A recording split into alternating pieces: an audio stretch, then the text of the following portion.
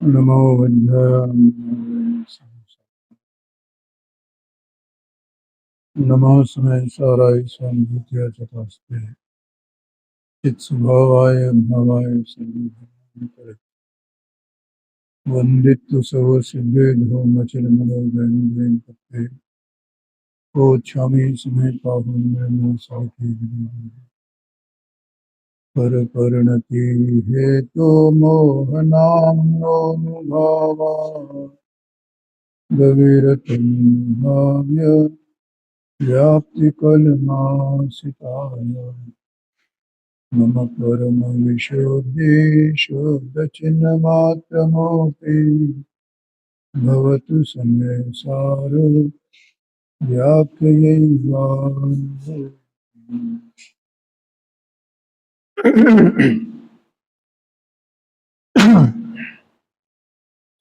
समय सार जी ग्रंथराज की आत्मख्याति टीका का स्याद्वाद अधिकार, उसमें 47 शक्तियों का स्वरूप इस स्वाध्याय में चल रहा है। इसमें 12 शक्ति पूरी हो गई है और असंकुचित विकासत्व शक्ति ये 13वीं शक्ति है। इस पर काफी चर्चा अपन ने कल की थी। क्षेत्र काल अनवच्छिन्न चिद विलासात्मिका, माने चैतन्य के विलासमय है। एक शक्ति आत्मा में चैतन्य के विलासमय है। जो चैतन्य का विलास है वो शक्ति का विलास है, जो शक्ति का विलास है वो चैतन्य का विलास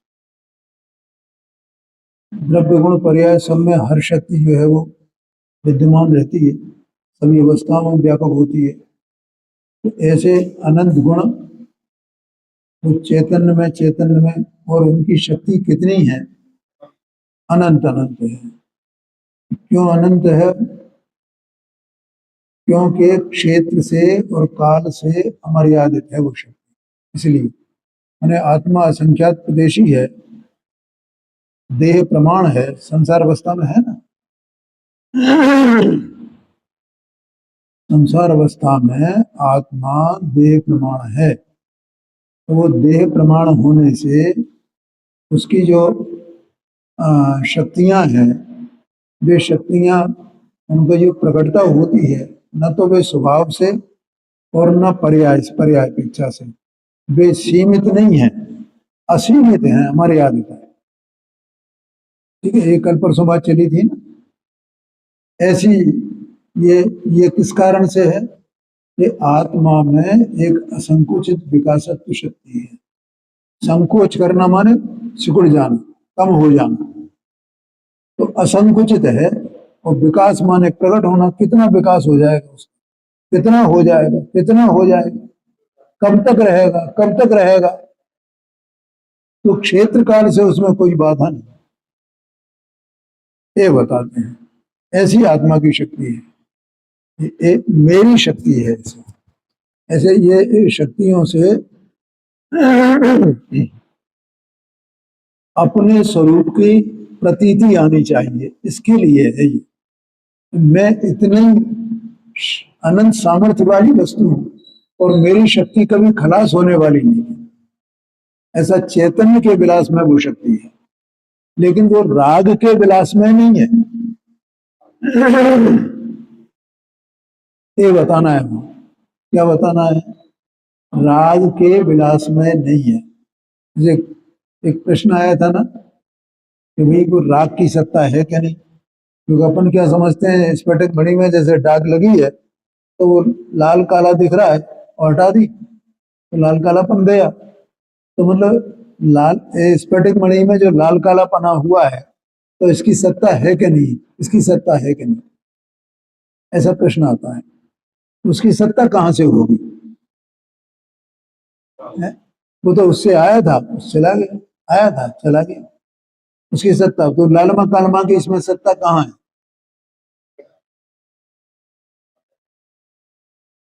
ऐसे कर्म के उदय से राग हो रहा है, कर्म के उदय से राग हो रहा है। तो कर्म कर्म का अभाव हुआ तो राग का अभाव हो गया। तो राग की सत्ता है कि नहीं है, ऐसा प्रश्न है? बोलो पांडे। कर्म का उदय है तो राग है, कर्म का उपशम हो गया तो राग नहीं है, क्षय हो गया तो राग नहीं है? ये सम्यक दर्शन का होता है कि नहीं? दर्शन मोहनी का उदय है तो सम्यक दर्शन नहीं है, मिथ्या दर्शन है, मिथ्या दर्शन है, मिथ्या दर्शन। और दर्शन मोहनी का उपशम हुआ तो मिथ्या दर्शन नहीं है। तो मिथ्या दर्शन की सत्ता है कि नहीं है, ऐसा प्रश्न आएगा। मिथ्या दर्शन की सत्ता है कि नहीं है?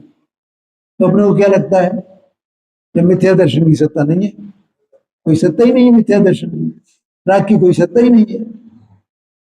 चलो राग की सत्ता है कि नहीं है? हाँ जी, वो एक एक समय की जो पर्याय है वो वो स्वयं राग रूप है ना, वही तो राग की सत्ता है। अनाद से वो एक एक समय करके पर्याय राग रूप होती जा रही है, कर्म का उदय आता जा रहा है, ये राग रूप होती जा रही है। तो ये आत्मा की पर्याय का अज्ञान दशा में राग रूप होना, यही तो राग की सत्ता है। और राग की सत्ता क्या है?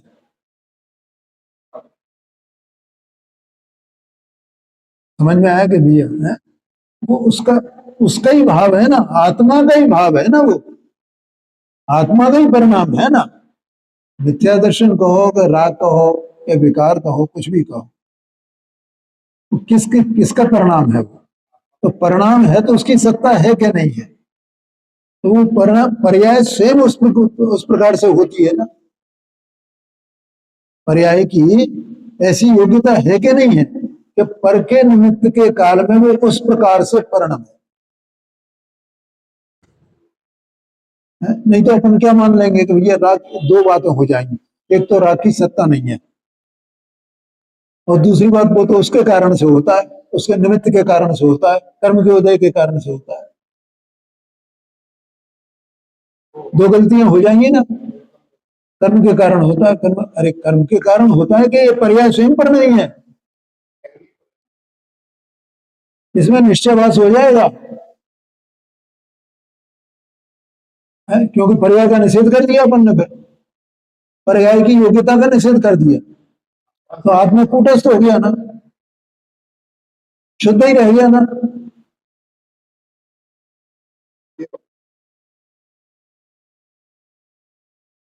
क्या ख्याल में है भैया?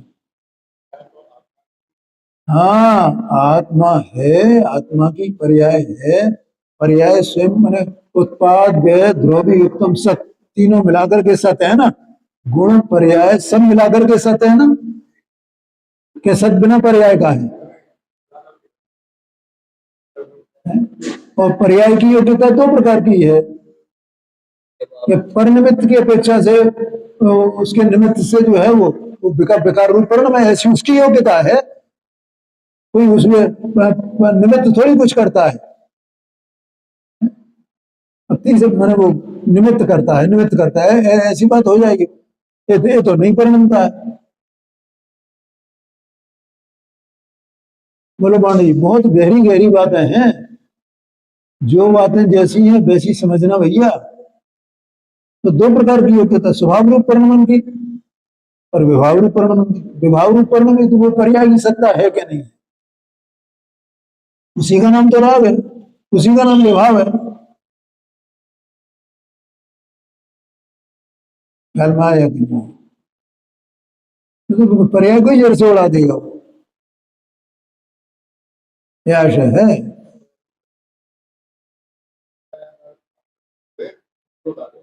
हैं?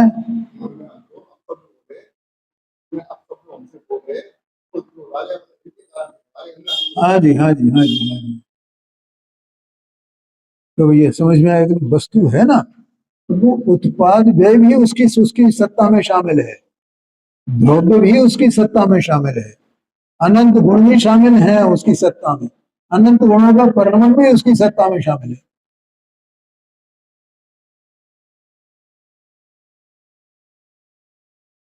आया कि नहीं आया ख्याल, ऐसा समझना। वो सत्ता के बाहर कुछ नहीं है ना, और पर्याय जैसी परिणम रही है तो उसकी सत्ता है ना, उसकी योग्यता है ना। पर्याय की योग्यता वो हमने स्वीकार नहीं किया। अगर पर्याय को ऐसा नहीं माने, पर्याय की योग्यता वो कहां स्वीकार की है? और पर्याय अपनी योग्यता से स्वयं परिणमती है, वैसे उसमें कोई कुछ कर नहीं सकता है। तब तो अकर्तावाद की सिद्धि होती है।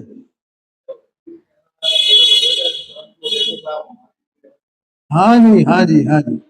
अरे भैया, उसका निमित्त का ज्ञान कराया जाता है कि पर्याय विभाव रूप क्यों ही, क्योंकि आत्मा का वस्तु का स्वभाव तो राग रूप है नहीं, तो राग रूप हुआ क्यों, तो निमित्त का ज्ञान कराया। लेकिन निमित्त से हुआ नहीं है, वो पर्याय की तत्समय की वैसी योग्यता है।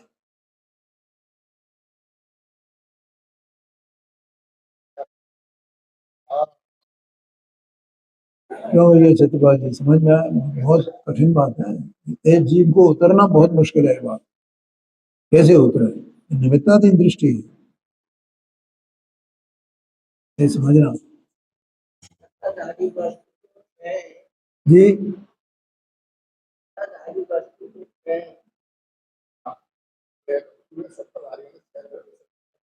हाँ,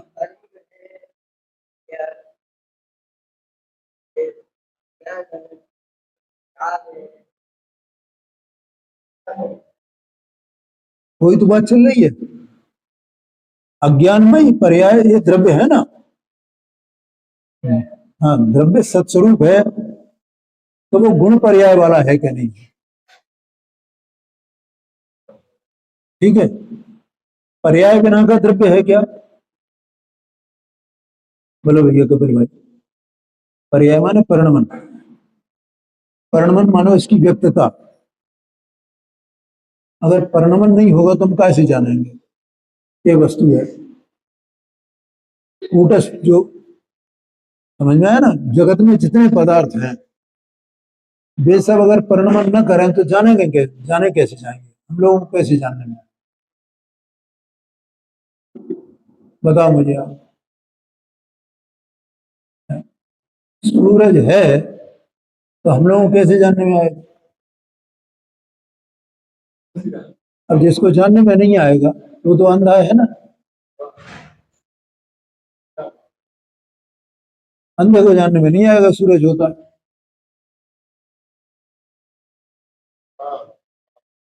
अब सूरज है तो हम कैसे जानेंगे? तो ये उसका परिणमन चल रहा है, प्रकाश की किरणें आ रही हैं। अगर मान लो उसमें प्रकाश की किरणें नहीं आए तो ये कैसे जानेंगे सूरज है?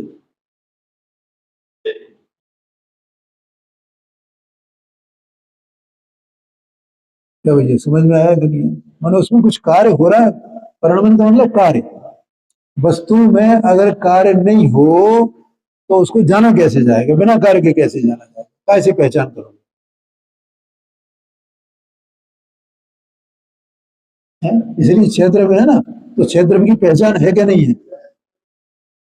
बोलो पांडे जी। आकाश क्या करता है? धर्म द्रव्य क्या करता है? अधर्म द्रव्य क्या करता है? कैसे पहचान कर रहे हैं? परिणमन से, कार्य से। तो उसमें कुछ कार्य हो रहा है, कार्य नहीं हो तो पहचाना कैसे जाएगा? उसकी सत्ता ही सिद्ध नहीं होगी पांडे जी।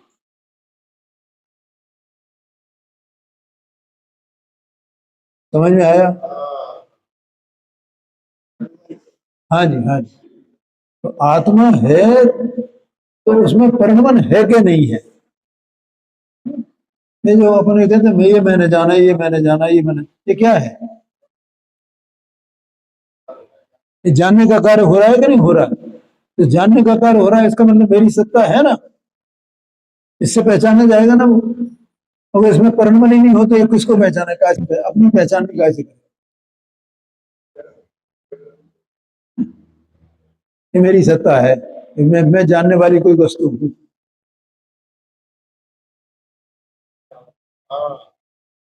है? समझ में आया ना?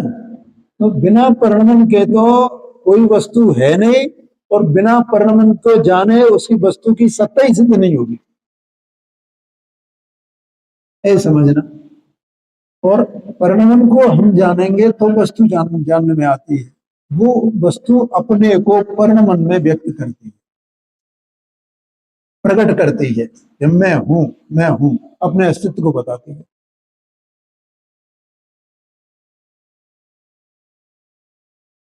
क्या बोलिए, समझ में आया? एक बात। अब दूसरी बात कि जो परिणमन है, तो परिणमन दो प्रकार का हो सकता है। पुद्गल का भी दो प्रकार का है, जीव का भी दो प्रकार का है। पुद्गल का दो प्रकार का कैसा है कि वो अकेला रहता है, पुद्गल अकेला है, परमाणु, एक परमाणु। तो वो उसका कैसा परिणमन है? निर्विकार परिणमन है उसका, स्वभाव रूप परिणमन है। और वो अन्य पुद्गल परमाणुओं के साथ में रहता है मिलकर के, ये उसका विभाव रूप परिणमन है। ये उसका स्वभाव नहीं है कि वो सबके साथ मिले, ये उसकी विभाव पर्याय है। अगर हम इसको नहीं जाने, इसको नहीं जाने, ये जो विभाव रूप परिणमन है, इसको नहीं जाने पुद्गल का, ठीक है, तो वो पुद्गल की सत्ता सिद्ध नहीं होगी, और पुद्गल का परमाणु पना भी सिद्ध नहीं होगा। एक परमाणु है वो अपने में पूरा पुद्गल है, ये भी सिद्ध नहीं होगा। अगर हम वर्तमान में अपनी पर्याय को ये नहीं माने, तो सिद्ध दशा भी सिद्ध नहीं हो सकती है। क्या कहा? सिद्ध तो यहीं से हो रहा है ना भाई, ये पर्यायात्मक है, और सिद्ध अवस्था में पहुंच जाता है तो भी गुण पर्यायात्मक है। ये 18 नंबर की गाथा है समय सार जी, उसमें प्रवचन सार जी, परिणमन का अभाव नहीं होता है। और अगर मान लो अपना अपने परिणमन को अपन स्वीकार नहीं करें, पर्याय को स्वीकार नहीं करें, तो सिद्ध अवस्था सिद्ध होगी, तो फिर तो अपने को बिना पर्याय का मान लिया ना। निश्चय भाषी का कितना बड़ा दोष है, इसका मतलब उसने सिद्ध को नहीं माना है, पर्याय को स्वीकार नहीं किया है, सिद्ध को माना ही नहीं उसने। इतनी गंभीर बात है। जैसे पुद्गल का स्कंद है, वो उसकी विभाव पर्याय है, ये स्वीकार नहीं किया जाए तो एक परमाणु भी उसमें तो उसकी सिद्धि नहीं हुई। ऐसे ही ये जीव यहाँ पर स्वभाव और विभाव रूप दो प्रकार की पर्याय इसकी होती हैं, ऐसा नहीं माना जाए तो सिद्ध दशा सिद्ध नहीं होगी, ये समझ लेना। हाँ जी, हाँ जी, हाँ। बोलो भैया, ये पॉइंट ऐसे हैं जो विचारणीय हैं, बारंबार विचार करने लायक हैं। सम्यक दर्शन ऐसे ही नहीं हो जाएगा भैया अपने। हाँ जी, है जी,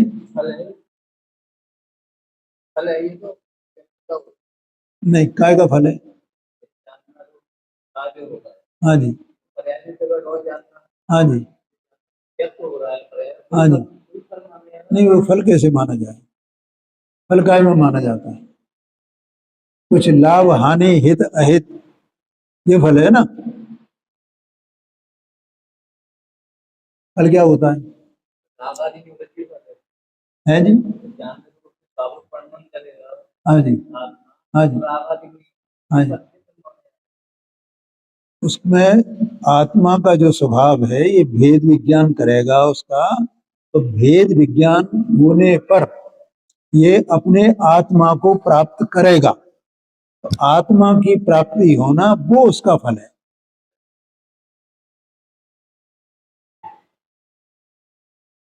समझ गए ना? वो तो परिणमन है सीधे सीधे। हाँ जी, हाँ जी। आया ख्याल में क्या नहीं आया?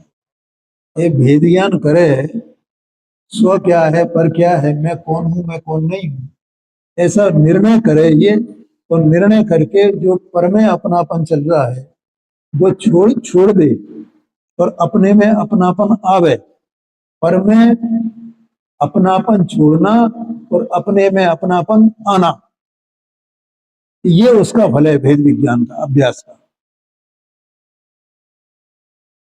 आया समझ में? हाँ जी,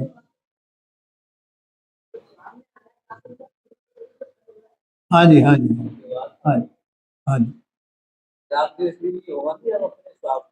हाँ जी, हाँ जी, है जी। नहीं, वो फल का है व्यवहार। हाँ, हाँ, हाँ, वो व्यवहार में से उसको वो कहा जाए, ठीक है, ठीक है, कि राग का अभाव होना ये व्यवहार है, और अपने स्वरूप की प्राप्ति होना ये निश्चय है। और राग का होना, वो राग वो आत्मा है, ये अशुद्ध निश्चय ने का कथन। हाँ, और आत्मा ने राग का त्याग किया, ये भी अशुद्ध निश्चय ने का कथन। राग छोड़ दिया, क्यों? उसका राग से संबंध है ना कथन का, आत्मा से संबंध नहीं है। आत्मा को प्राप्त किया, आत्मा में लीन हुआ, ये निश्चय नहीं का कथन। वो तुम्हारी बात ठीक है, आया समझ में? यहाँ तो ये बात चल रही है भैया, ये जो द्रव्य है, इसकी जो पर्याय है, तो वो चूंकि पर्याय एक एक समय की है ना पांडे जी, तो एक पर्याय जो मिथ्या दर्शन की आती है या राग की आती है, एक एक करके आ रही है ना, वो त्रिकाल तो नहीं है ना। एक क्षण में उत्पन्न हुई और नाश हो गया, एक क्षण में उत्पन्न हुई और नाश हो गया, ठीक है। तो वो एक एक समय की जो पर्याय आ रही है, तो वो राग रूप हो रही है ना, तो वो एक समय की पर्याय की सत्ता है क्या नहीं है, और वो अपनी योग्यता से ही आ रही है कि नहीं आ रही है, उसमें राग रूप होने की योग्यता है, तब वो हो रही है राग रूप। एक समय की पर्याय में राग रूप होने की योग्यता है, इसलिए वो हो रही है, उसे कौन करे। और एक पर्याय आती है वितराग की पर्याय, राग रहित पर्याय, तो वो पर्याय की तत्समय की योग्यता है ना, उसके पूर्व पर्याय से उसका कोई संबंध नहीं है ना।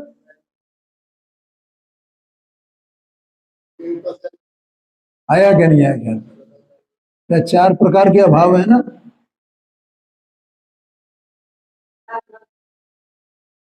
प्राग भाव, प्रध्वंस भाव, चार प्रकार के अभाव हैं, उसमें दो आते हैं, अत्यंत अभाव और अन्योन्य अभाव, चार प्रकार के अभाव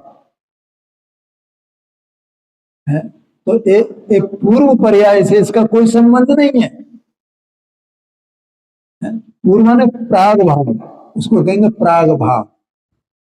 प्राग माने पहले का है, और अभाव माने पहले वाली जो पर्याय है उसमें वर्तमान पर्याय का, वर्तमान पर्याय में पुरानी पर्याय का, पिछली पर्याय का अभाव है।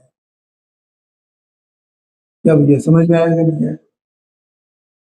एक पर्याय 3 नंबर की और दूसरी पर्याय 4 नंबर की, तो 3 नंबर की पर्याय वो विकारी है, और 4 नंबर की पर्याय बीतरागी, तो वो बीतरागी पर्याय में ये विकारी पर्याय का अभाव है कि नहीं है? ख्याल में? इसका मतलब उसकी सत्ता न्यारी है और इसकी सत्ता न्यारी है ना, तो वस्तु सत है ना, तो सतपना, सत माने अस्तित्व, तो अस्तित्व जो गुण है वो द्रव्य गुण पर्याय सब में ही रहता है ना।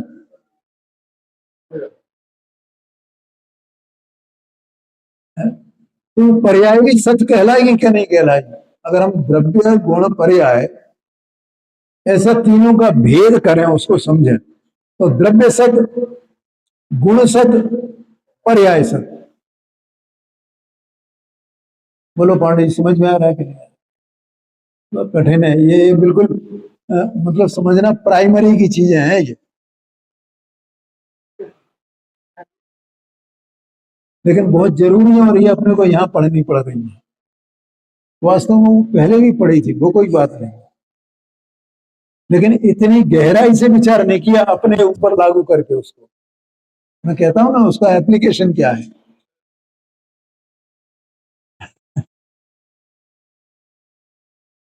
तो जो पूर्व पर्याय है तो वो अपने समय की सत है, और ये वर्तमान पर्याय अपने समय की सत है। और पूर्व पर्याय रागी पर्याय थी, तो उसकी सत्ता हुई क्या नहीं हुई? उसकी सत्ता हुई, माने राग की सत्ता हुई क्या नहीं हुई? राग कहीं बाहर में घूमता मिलेगा आपको, या कर्म में मिलेगा, जड़ में मिलेगा? है? देह मनमानी में राग होता है, कर्म में राग होता है, इनमें राग होता ही नहीं है, इनमें मिथ्या दर्शन होता ही नहीं है, इनमें कसाय होते ही नहीं है। बोलो भैया, समझ में आया कि नहीं?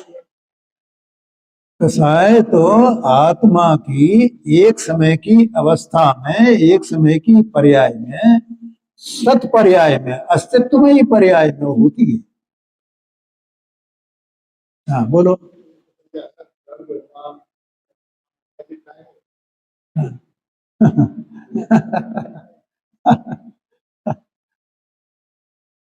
क्या कह रही है? ये मैंने कई बार बताया है।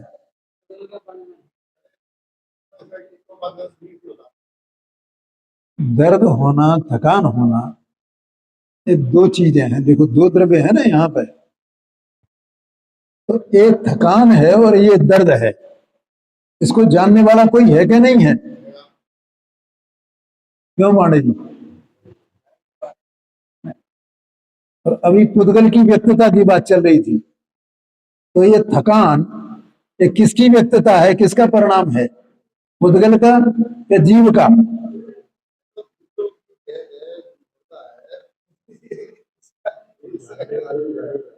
नहीं तो उसमें परिणाम ऐसा होता है ना, जब कर्म प्रकृतियां बन सकती हैं उसकी, पुद्गल की फल दे सकती हैं वे, उनकी उनमें स्थिति हो सकती है, तो इसमें ये परिणाम हो रहा, तो इसमें क्या आश्चर्य की बात है? और सभी में, माने पुद्गल की और भी जो अवस्थाएं हैं उनमें सब में हो रहा है। ये मैं पूछता हूँ, ये टेबल में नहीं हो रहा है परिणाम?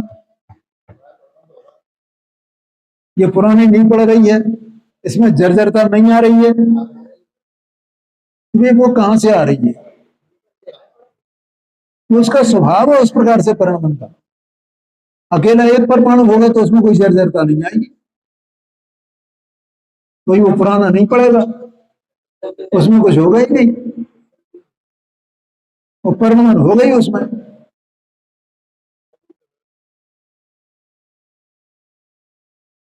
आया कि नहीं आया ख्याल? एक पुस्तक देखो आप, जब ये छपी होगी नहीं तो कैसी होगी, और ये अब कैसी हो गई है? मेरे ख्याल से 50 साल हो गए उसके छपे हुए। तो ये तो सब जगह परिणाम चल रहा है, तो ऐसा ये शरीर में परिणाम चल रहा है। अब हमारी वो परिभाषाएं हैं, ये दर्द है, ये थकान है, ये फला है, ये परिभाषित, ठीक है ना, इनके परिणाम को परिभाषा दी गई है, तो शब्द दिए गए हैं। आत्मा क्या करता है? आत्मा थका है क्या? आत्मा को दर्द हुआ है क्या? आत्मा को दर्द होता नहीं है, आत्मा को थकान होती नहीं। वो थकान का वेदन करता है, दर्द का वेदन करता है, लेकिन दर्द उसको नहीं होता है, थकान उसको नहीं होती।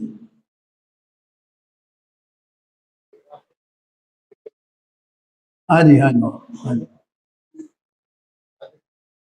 है?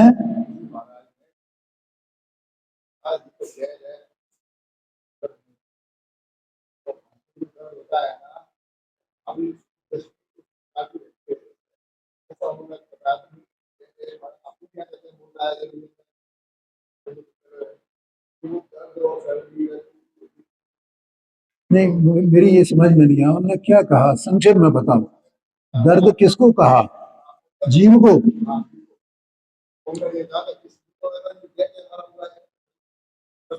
हाँ, तो वो अब भैया ऐसा है, वे सम्यक दृष्टि थोड़ी है, उन्हें भेद विज्ञान थोड़ी है।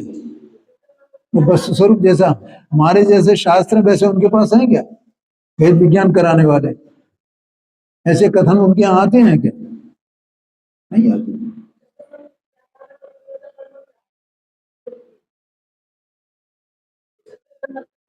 हाँ जी, हाँ जी, हाँ जी, हाँ जी, वो अलग बात है। हाँ, वो अलग बात है।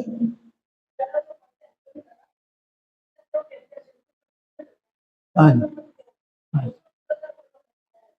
हाँ जी, अब वो बता देंगे आपको। तो बड़ी भारी।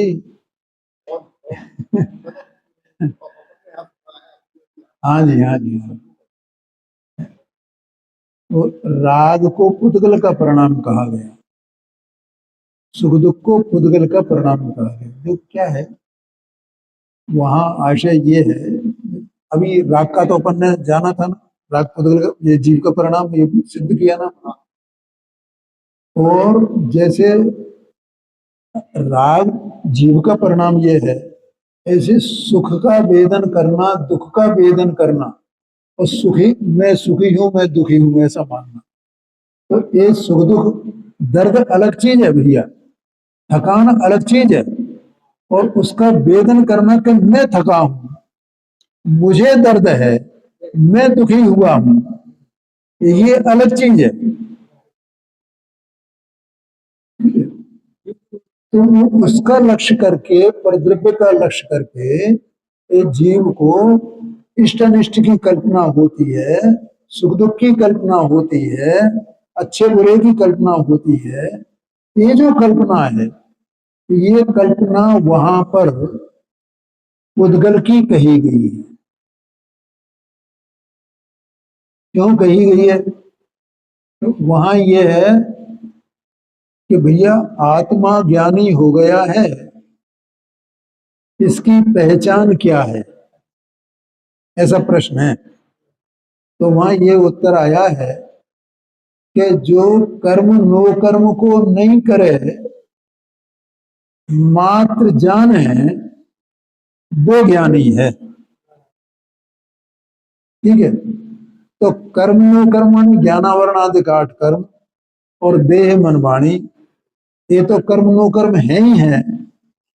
लेकिन अंतरंग में जो रागादिक भाव होते हैं, तो रागादिक भाव जब जीव को ज्ञान प्रकट होता है, तो वो ज्ञान में उन रागादि को रागादि रूप जानता है कि नहीं जानता है?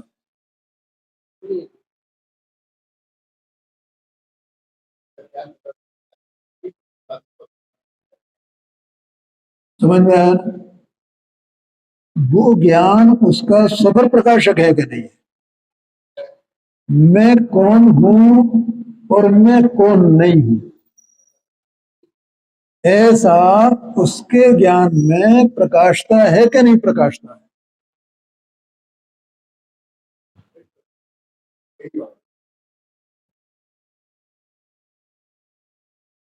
तो क्या वो राग को आप रूप स्वीकार करे?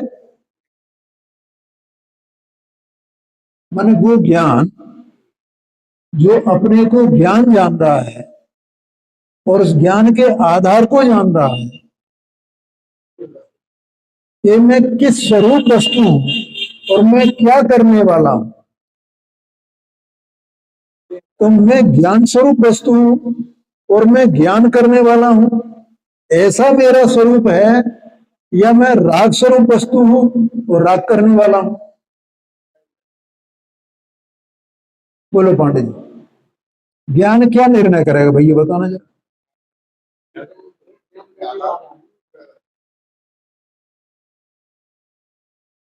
फिर बोलता हूं, जब ज्ञान सफल प्रकाशक बना, भेद विज्ञान प्रकट हुआ, तो वो जो ज्ञान सफल प्रकाशक ज्ञान है, वो क्या जानेगा? मैं ज्ञान स्वरूप हूं और ज्ञान करने वाला हूं, ऐसा जानेगा कि मैं राग स्वरूप हूं और राग करने वाला हूं, ऐसा जानेगा।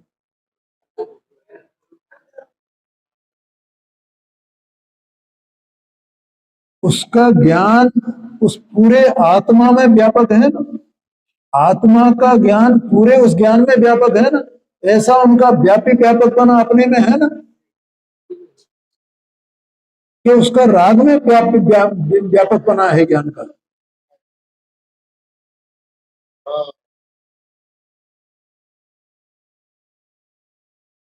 बोलो समझ में आया कि नहीं? तो बिल्कुल राग किसका है, कहां से आया है, किस में से आया है, कौन उसका आधार है? जैसे मेरे ज्ञान का आधार मैं हूं, ये मैं पूरा द्रव्य त्रिकाली परम पारणात्म भाव, अनंत ज्ञान स्वरूप, अनंत दर्शन स्वरूप, अनंत सुख स्वरूप, ऐसा मेरी सत्ता है ना, वो मैं ज्ञान वाला हूं ना। और ये राग है, तो मैं राग वाला हूं कि ज्ञान वाला हूं? तो फिर ये राग की जो वो खान है, राग कहां से आ रहा है फिर? इसमें मुझ में से मुझे तो दिखाई नहीं दे रहा कि मुझ में से आता हो।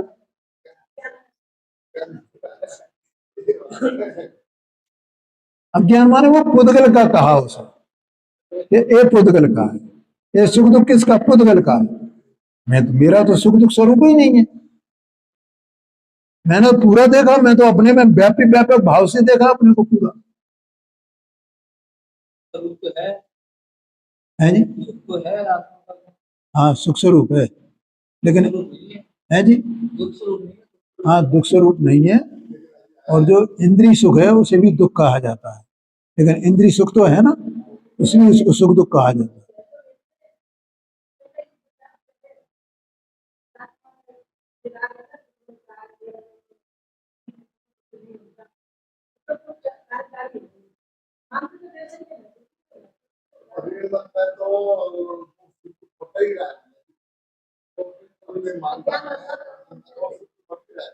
हाँ जी, हाँ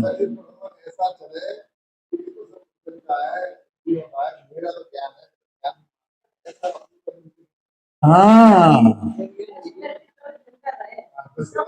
हाँ जी, हाँ जी, हाँ हाँ हाँ, बिल्कुल। तो वो अनुभूति होने पर होगा, जानने पर होगा, उसकी प्रतीति होने पर होगा। ज्ञानी को ये प्रतीति हो गई है, ऐसा आशय है। इसलिए वो सुख दुख होता है, ये नहीं कि सुख दुख नहीं होता हो, राग नहीं होता है ऐसा नहीं है, लेकिन वो राग को सुख दुख को किसका जानता है, ये बात है। ये मेरा नहीं है, ये मेरा नहीं है, ये मेरा नहीं, मैं तो अपने में पूरा हूं, ऐसा जानता है। आ गया समझ में? हाँ जी, हाँ। ये दो पर्याय की बात और एक ये बात, ये दोनों बातें बहुत महत्वपूर्ण आ गई हैं। ज्ञान होगा अपन ऐसे ज्ञान है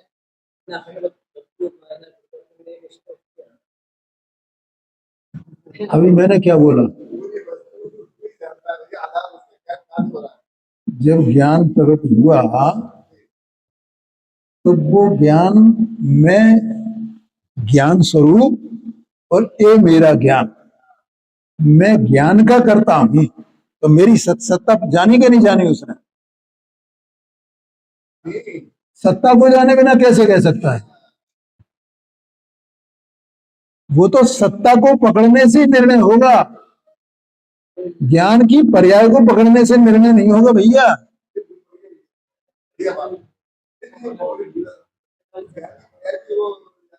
सत्ता पकड़ में आएगी, उसमें से अनंत गुण पकड़ में आएंगे। हाँ जी, अनंत गुण पकड़ में आ जाएंगे। ये सब जो गुणों की चर्चा यहाँ चल रही है, शक्तियों की चर्चा चल रही है, ये सब जानने में आ जाएंगे। तो अमृतचंद्राचार्य स्वामी ने लिखा है ये,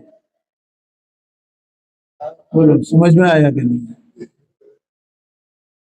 ऐसा है, हाँ जी, ठीक है भैया, समझ में आया ना?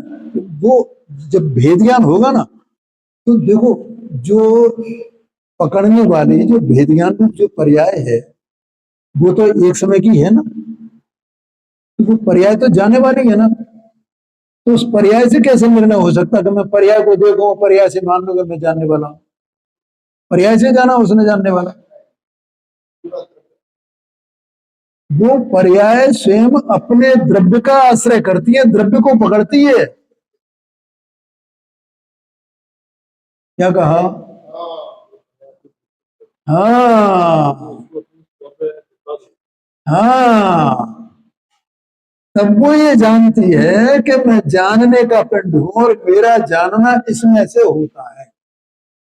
और मेरा जानना तो है, ज्ञान तो मेरा है, मैं ज्ञान स्वरूप तो हूं, लेकिन जैसे मैं ज्ञान स्वरूप हूं वैसे मैं राग स्वरूप नहीं।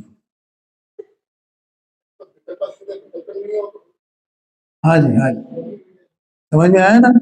क्योंकि ज्ञान प्रकट है, तो ज्ञान कहां से प्रकट हो रहा है? आप स्वयं सत्ता है ना उसकी, एक व्यापी व्यापक भाव मैंने बताया ना। तो राग मेरी सत्ता है, मेरी सत्ता में से आ सकता है राग। तो राग किधर से आया है? तो पुद्गल में से आया है, पुद्गल के निमित्त से हुआ है, उसकी जाति का है, मेरा है ही नहीं। ये बात है। आ गया समझ में? एक पर्याय की बात अभी जो चली थी थोड़ी देर पहले, और ये बात, ये अच्छे प्रश्न आ गए हैं। ऐसा समझना तो उसमें जो है ऐसा आत्मा दृष्टि कहाँ हुई फिर वो, और जानने वाली कौन है? पर्याय। पर्याय जानती है, लेकिन अपने को पर्याय जानती है या अपने को द्रव्य जानती है? हे वाह, मैं ये द्रव्य हूं, मैं ये द्रव्य हूं, इसका नाम तो सम्यक दर्शन है। अगर वो पर्याय अपने को पर्याय रूप माने तो बस भैया यही सम्यक दर्शन हो गया। ऐसा तो व्यवहारवास ही करता है, व्यवहास ही करता है। तो विकल्प में ही खड़ा हुआ है, और अगर मैं शुद्ध हूँ, कल्पना किया करता मैं शुद्ध हूँ, मैं शुद्ध हूँ, मैं शुद्ध हूँ। ये व्यवहारवासी मानता है कि ये इतना मुझे ज्ञान हो गया ना, मुझे ज्ञान हो गया ना, यही तो आत्मा है, यही तो आत्मा है। ऐसा है। तो द्रव्य जब तक पकड़ में, क्यों ये पर्याय भी अपने को जो जानना है, तो जानना रूपी है क्या? रूपी है भैया, अरूपी है। वो कहीं दिखाई देता है जानना? तो उस जानने का जो पिंड होगा वो अरूपी होगा कि रूपी हो? जानने का पिंड, जानने का घन पिंड वो अरूपी होगा कि रूपी हो? अरूपी हो, है जी। हाँ, आकार बन रहा है। क्यों? तो रूपी हो जाएगा क्या आकार बनने से? आकार बनने से रूपी नहीं होगा। आकार वो ज्ञान में ही है। सरोवर का उदाहरण आता है, तो पानी वो ऐसा चमकीला हो गया है क्या उसमें? पानी में आकार बन रहे हैं ना, चांद तारों के। सरोवर का उदाहरण लिया, रात में निर्मल सरोवर हो और ऊपर चांद तारे हों, तो उसमें वो दिखाई देंगे, तो उसमें चमक पानी में है क्या? वो तो पानी की स्वयं की स्वच्छता है, उससे वो वैसा हो रहा है। तो आप पकड़ने जाओ उसे तो कहाँ पकड़ में आएंगे? वहां उनका अस्तित्व है।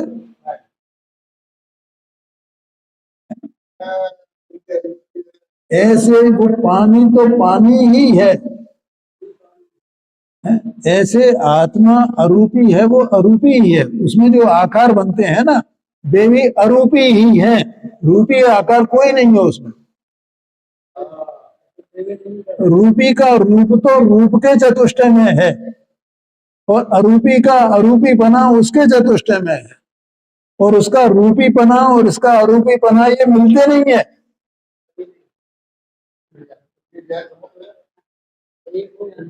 क्या समझ में आया कि नहीं? दोनों एक दूसरे को मिलते नहीं है, छूते नहीं है, स्पर्श नहीं करते हैं। ऐसा वस्तु का स्वरूप है। बोलो समझ में आया कि नहीं? है? यहाँ पे देखो, ये ये ऐसी जो प्रकाश शक्ति है वो उसमें असंकोच प्रकाश शक्ति है, इसकी बात चल रही है, ठीक है। तो वो जो मैं ये बोल रहा था कि जो आत्मा की अवस्था में, एक समय की अवस्था में जो राग होता है, विकारी पर्याय होती है, तो वो अ, चैतन्य के विलास में नहीं है, वो राग के विलास में है। भले ही वो चैतन्य की पर्याय कही जाती है व्यवहार से, एक समय की है ना, वो व्यवहार से कही जाती है, लेकिन वो वास्तव में वो आकुलता में पर्याय है ना। और चैतन्य के विलास में तो पर्याय वो कैसी होगी? आनंदमय, आनंदमय। इसलिए वो शक्ति उसमें व्यापक नहीं होती है। ये शक्ति अपने निर्मल पर्यायों में व्यापक होती है, अनंत गुणों में व्यापक होती है। हम तो कल गुरुदेव जी का पढ़ा था ना, सम्यक दर्शन, सम्यक ज्ञान, सम्यक चारित्र, मोक्ष मार्ग, मोक्ष मोक्ष मार्ग की बात आई थी ना, है? और शाम को गुरु के स्वरूप की बात आई थी कि गुरु कौन है। तो जो मोक्ष मार्ग है वही गुरु है। वो मैंने वो उसको पढ़ के सुनाया था। जो पूजा है दयानंद राय जी की, देवशास गुरु की, तो उसमें लिखा हुआ है, प्रथम देव अरहंत देव सुश्रुत सिद्धांत जू, शास्त्र, सुश्रुत माने शास्त्र, प्रथम देव अरहंत सुश्रुत सिद्धांत जू, गुरु निर्ग्रंथ महंत। गुरु कौन है?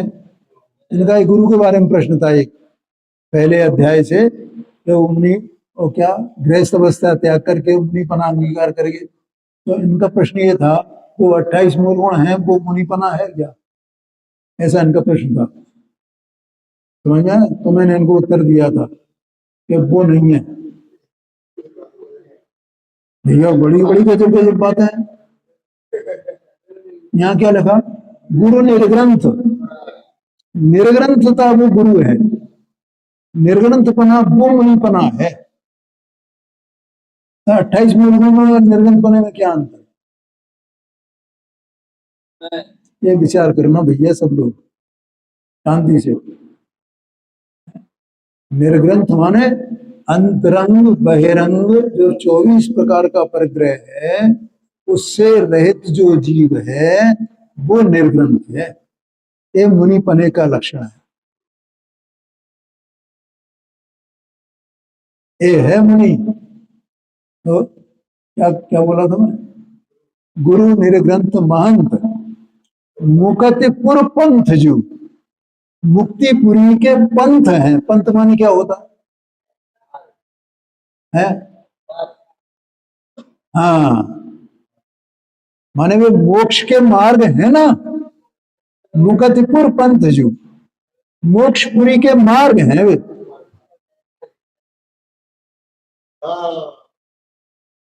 जो मोक्ष मार्ग है वे मुनि है, जो मुनि है वे मोक्ष मार्ग है। भैया समझ में आ रहा है? एक एक बात ऐसी महत्वपूर्ण है ये। कोई 28 मूल गुण ये मुनिपना हो गया, ये मुनि, ये गृहस्थ अवस्था का त्याग कर दिया, 28 मूल गुण धारण कर लिए, ये मुनि हो गए, मुनिपना अंगीकार कर लिया। ऐसा नहीं है भैया, इन्होंने मुझे उलझा दिया। मैंने कहा अभी बताता हूँ भैया, जरा मैं विचार कर दूं। हाँ, फिर मैंने 5-7 मिनट बाद मैं खुद ही 28 मूल गुण, मेरे चित्त स्वीकार ही नहीं कर रहा था 28 मूल गुण पना वो मुनिपना है। तो फिर ये बात आई कि निर्ग्रंथपना वो मुनिपना है। आया क्या नहीं आया क्या? और एक दिन और बता, बाहर की देह की नग्नता मात्र, 28 मूल गुणों में नग्नता भी एक गुण है, अचेलकपना, लेकिन वो अकेला मुनिपने का लक्षण नहीं है। 28 मूल गुण पूरे हो ना तब मुनिपना हो, वो व्यवहार से।